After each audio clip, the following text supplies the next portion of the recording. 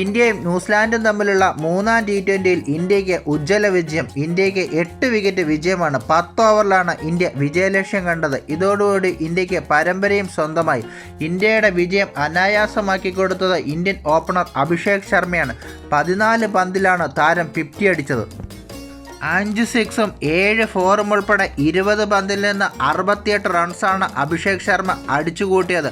340 താരത്തിൻ്റെ strike rate. T20യിൽ ഇന്ത്യയുടെ വേഗമേറിയ രണ്ടാമത്തെ അർദ്ധ സെഞ്ചുറി നേടിയ താരമായി മാറാൻ അഭിഷേക് ശർമ്മയ്ക്കായി. 2007 ലോകകപ്പിൽ ഇന്ത്യയുടെ സൂപ്പർ താരം യുവരാജ് സിംഗ് 13 പന്തിൽ നിന്ന് അർദ്ധ സെഞ്ചുറി നേടിയിരുന്നു.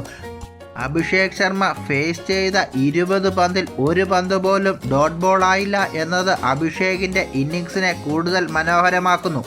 ക്യാപ്റ്റൻ സൂര്യകുമാർ യാദവ് 26 പന്തിൽ നിന്ന് 57 റൺസെടുത്ത് പുറത്താകാതെ